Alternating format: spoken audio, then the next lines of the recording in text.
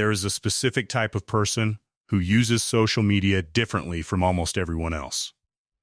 They scroll, they read, they observe. They feel things deeply about what they see: other people's pain, other people's joy. The carefully constructed performances of identity that fill every feed. But they rarely post. And when they do, it's brief, careful, stripped of the full depth of what they actually think and feel. If someone asks them why they're so quiet online, they usually give a surface answer. I just don't really use it much. I prefer to keep things private. It doesn't feel like my thing. But those answers, while true in some sense, don't capture what's actually happening. Because the real reason is more complicated, more layered, and more revealing of how this specific kind of mind actually works than most people, including the person themselves, have ever fully understood. Today, we are going to decode the psychology behind why empaths go quiet on social media. Not the simplified version, the real one. And if you recognize yourself somewhere in what follows, I want you to know before we even begin, the silence is not a flaw. It is a response. A deeply intelligent, deeply self-protective response to an environment that was never designed for the way your mind actually works. Subscribe before we go any further. This channel exists to decode the hidden systems running your mind. And there is a lot more of this coming. Let's get into it. Reason 1, they feel the performance. And it feels wrong. Most people who use social media regularly have made a kind of unconscious peace with something. They have accepted, without necessarily articulating it, that what goes online is a version, a curated, selected, deliberately constructed version of themselves and their lives. Not a lie exactly, but not the full truth either. A performance. For most people, this trade-off is manageable. The performance feels close enough to the real thing that maintaining it doesn't cost them much. They post the photo, they write the caption, they move on. But for empaths, this gap between the performed version and the real version is excruciating. Not because they are more honest than everyone else, though many of them are, but because they feel the gap as a physical discomfort. There is something inside them that registers the distance between authenticity and performance as a kind of wrongness. A low-level alarm that goes off the moment they start crafting a version of themselves for public consumption. They sit down to write a caption and immediately feel it, the shift that happens when you move from actually experiencing something to performing that you experienced it. The moment when the experience itself becomes secondary to how it will look to other people. And for empaths, that shift feels like a kind of betrayal. Not of their audience, of themselves. This is why many empaths find that posting on social media leaves them feeling emptier than before they posted. Not because anything bad happened, but because the act of packaging their inner life for external consumption made it feel less real, less theirs, less alive. And an inner life is the thing they value most. They will not trade it easily for likes. Reason 2. They absorb the emotional weight of every response. Here is something that non-empaths rarely understand about what social media actually feels like for empaths. When an empath posts something, anything they do, not simply wait to see how many people engage with it. They feel every response as if it carries emotional weight. Because to their nervous system, it does. A comment that is slightly cold. A response that misunderstands what they meant. A like from someone they have complicated feelings about. The absence of a response from someone they hoped would respond. An interaction that goes subtly wrong in a way that most people wouldn't even register. To an empath, each of these lands differently than it does for a person with a less permeable emotional system. It isn't just information, it's felt. And the accumulation of this across dozens or hundreds of interactions, across weeks and months of maintaining an online presence, becomes genuinely exhausting in a way that is hard to explain to someone who doesn't experience it. It's not that any single interaction is devastating. It's that the empath's nervous system treats each interaction as emotionally significant, which means maintaining an active social media presence requires a level of emotional energy that most people simply don't have to spend. This leads to a pattern that many empaths recognize in themselves without having ever named it. They post something. They feel exposed and anxious waiting for responses. They feel drained by the responses that come. They feel confused by the responses that don't come. And eventually they decide that the whole experience costs more than it returns. So they go quiet. Not because they have nothing to say, because saying it in that environment feels like it takes something from them that they can't afford to keep giving. If you know exactly what that feels like, hit that like button right now, because the next reason goes even deeper. And I want you to stay with this. Reason 3. They see through the performance of others, and it's exhausting. Empaths do not just feel things deeply. They read people. This is not a skill they developed intentionally, it is simply how their minds process the world. Where other people see a smiling photo and a cheerful caption, an empath sees the photo and the caption, and something else, a texture, a quality, an undercurrent that the words in the image don't quite match. They notice the forced quality of the smile. They notice what the caption is trying too hard to say. They notice what's been cropped out of the frame. This is not cynicism. It is perceptual sensitivity applied to social signal reading. And it means that scrolling through social media is a fundamentally different experience for an empath than it is for most people. Where others see a stream of content, an empath sees a stream of people, real people, with real inner lives, most of whom are presenting something that doesn't fully match what's underneath. And feeling all of that simultaneously, constantly, the gap between what people are showing and what they are actually experiencing is genuinely exhausting. Not in a judgmental way. Empaths are not scrolling through social media feeling superior to the people performing for their feeds. They are scrolling through feeling the weight of all those hidden inner lives pressing up against the glass of the screen, and it costs them something to hold all of that. The result is that many empaths find they cannot use social media casually the way most people can. They cannot scroll for 20 minutes and put the phone down feeling fine. They put the phone down feeling heavy, full, vaguely sad in a way they can't pin to any specific thing. Because they've just spent 20 minutes absorbing the emotional texture of dozens of other people's lives, and not the surface texture. The deeper one. Reason 4. Depth cannot be compressed into a post. There is a fundamental incompatibility between the way empaths process and communicate meaning and the format that social media requires. Social media rewards compression. The shorter, the snappier, the more immediately impactful, the better. A thought that takes 30 seconds to communicate will outperform a thought that takes 3 minutes, regardless of which thought is more true, more nuanced, or more meaningful. The algorithm does not care about depth. It rewards speed, reaction, and emotional immediacy. Empaths think in depth. They experience things in layers. When they try to say something about their inner life, about what they believe, about what they feel, the honest version requires context, nuance, qualification, texture.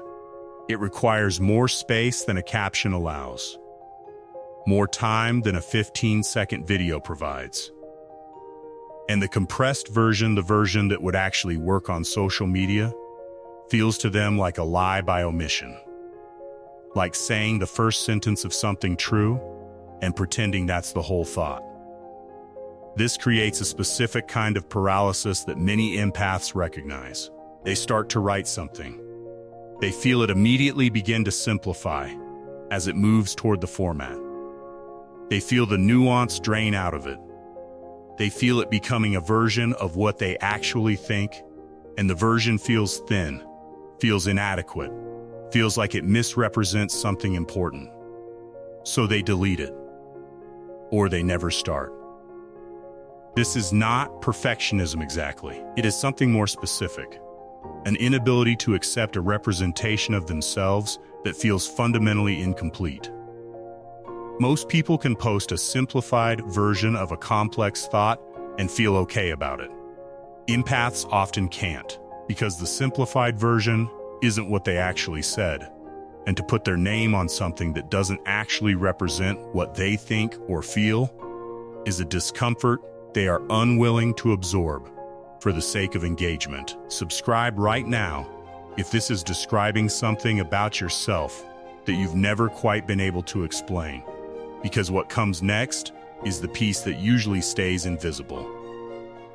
Reason 5. They cannot separate themselves from the reaction. When most people post something online and it receives a negative reaction, they can maintain a certain degree of psychological separation. The criticism was about the post, not about them. The disagreement was with the idea, not with the person behind it. This separation between the thing you put online and yourself as a person is how most regular social media users protect themselves from the emotional volatility of public exposure. Empaths cannot reliably maintain this separation because empaths experience their inner life as inseparable from their identity. What they think, what they feel, what they notice, what matters to them, all of it is deeply, intimately them. And when something they've expressed receives criticism, dismissal, or misunderstanding, the response doesn't land as feedback on the content. It lands as feedback on them. This is not a sign of fragility. It is a sign of integration, of having a self that is unified rather than compartmentalized, of experiencing one's thoughts and feelings as genuinely one's own, rather than as outputs that can be separated from the person producing them. But in the context of social media, where criticism is constant and misunderstanding is the rule rather than the exception, this integration becomes a source of vulnerability that empaths quickly learn to protect themselves from. The protection strategy is withdrawal. They stop sharing the things that feel most real to them, because those are the things that, if misunderstood or dismissed, will hurt the most. They share surface things, or they share nothing at all. And over time, social media becomes a place they observe rather than participate, in a window they look through rather than a space they inhabit. Reason 6. Online interaction doesn't feed what they actually need here is perhaps the most fundamental reason, and the one that explains the others most completely. Empaths need connection. Real, deep, reciprocal, present connection. Connection where the other person is actually there, where their eyes and their voice and their physical presence communicate as much as their words do. Where the interaction is genuinely mutual, where you can feel in real time whether you're being understood, whether something you've said has landed, whether the person across from you is actually present or merely appearing to be. Social media offers something that resembles connection but isn't quite it. It offers interaction, the exchange of words, the acknowledgement of existence, the visible evidence that other people are aware of you. But it lacks the elements that make connection feel real to an empath. It lacks presence. It lacks texture. It lacks the reciprocal energy exchange that happens when two people are actually in the same space, both genuinely there. For many people, the interaction that social media provides is sufficient, or at least close enough to genuine connection to feel satisfying. But for empaths, who process connection at a deeper level, and who feel the difference between genuine contact and performed contact very acutely, the interaction that social media provides often leaves them feeling more lonely rather than less. They respond to comments, and feel nothing close to the warmth of an actual conversation. They see something that moves them and have no way to share it that feels adequate to how moved they actually are. They look at their phone, full of interactions, and feel the specific loneliness of being surrounded by contact that doesn't reach the place inside them where connection actually happens. And so they drift away from it.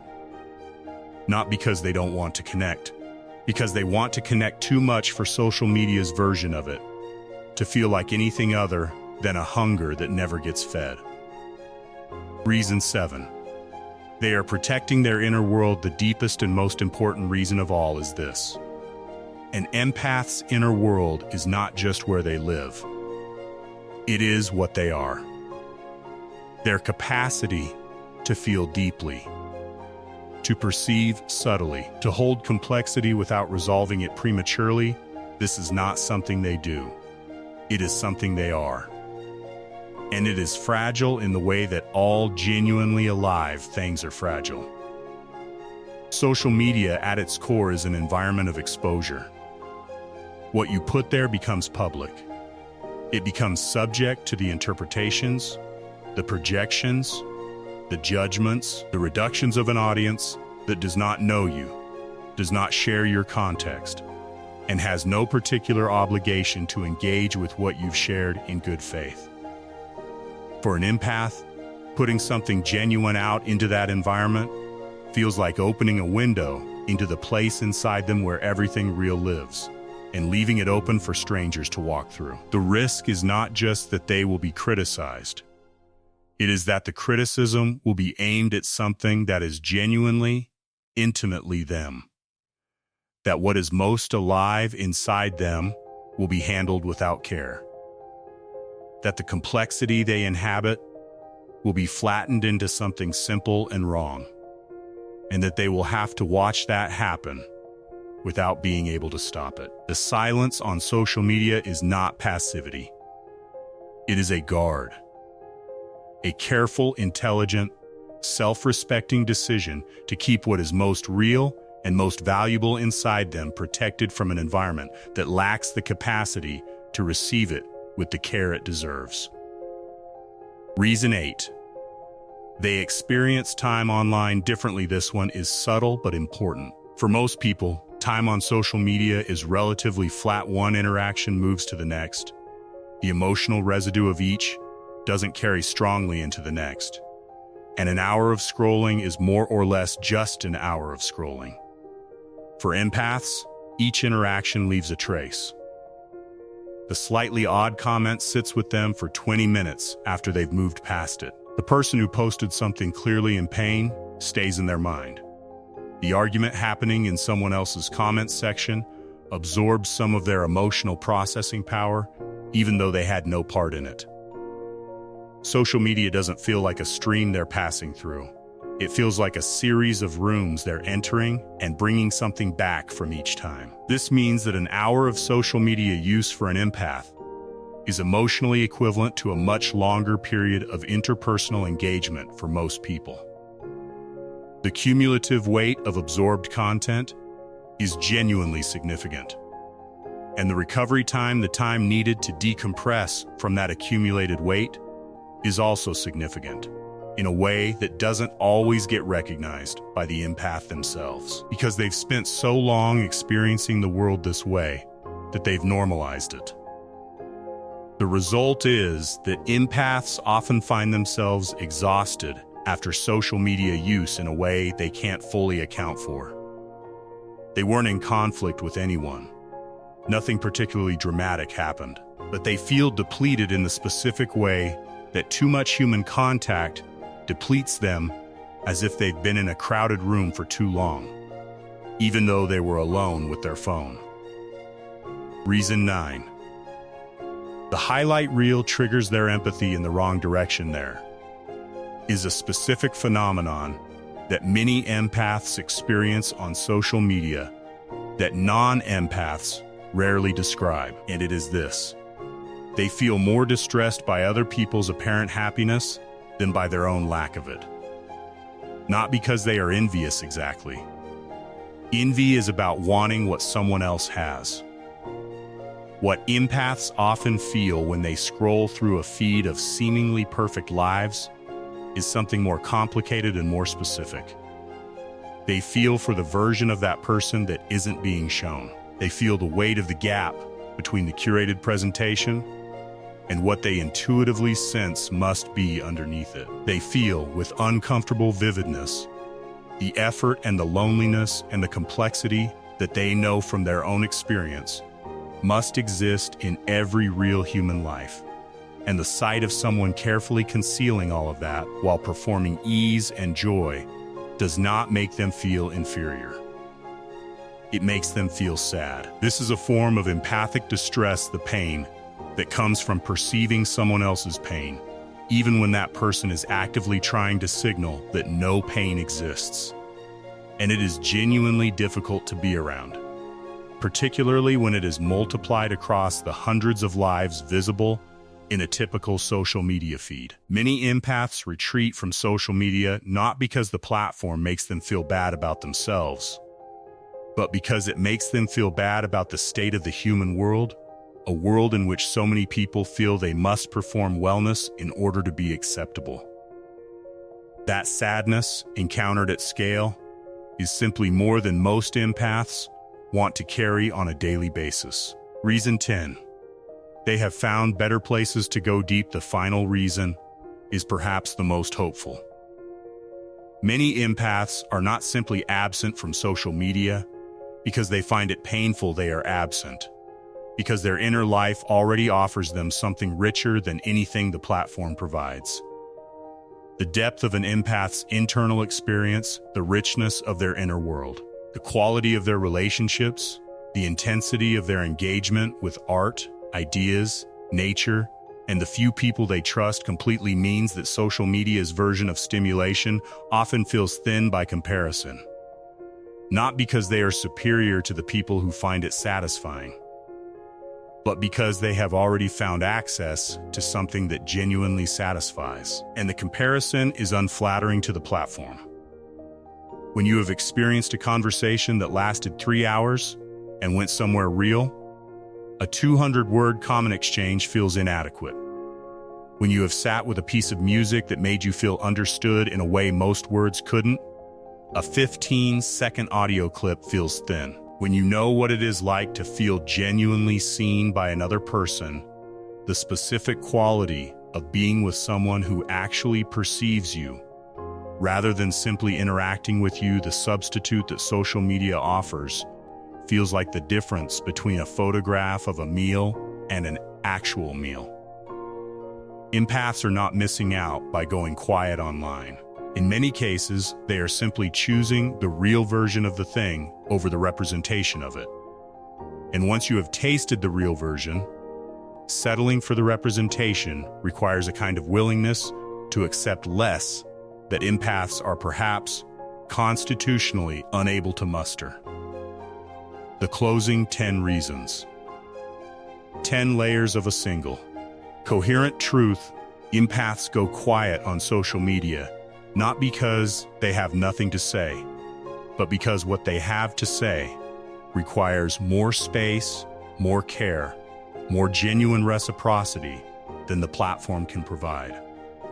Not because they don't want connection, but because they want connection so deeply that the imitation of it is worse than the absence of it. Not because they are broken or antisocial or afraid, but because they have a self, a rich, complex, deeply inhabited self that they have learned wisely to protect. If you recognized yourself somewhere in this video, I want to leave you with something. The silence is not failure. The withdrawal is not weakness. The preference for depth over reach, for authenticity over performance, for real connection over visible connection, these are not flaws to be corrected. They are expressions of a way of being in the world that has its own integrity, its own intelligence, and its own considerable value. The world needs people who can feel what others cannot feel, who can see what others walk past, who refuse to accept the representation when the real thing is available. It needs people who take their inner lives seriously enough to protect them. It needs people who would rather go quiet than perform. You are not missing out, you are choosing differently. And there is a significant difference between those two things. Hit that like button if this video gave you a new way of understanding something about yourself that you've been carrying for a long time. Drop in the comments which of these 10 reasons resonated most with you. I read every single one, and I genuinely want to know which part of this hit closest to home.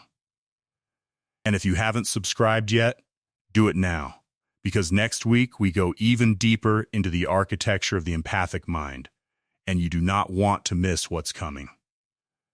Until then, your silence is not emptiness, it's depth.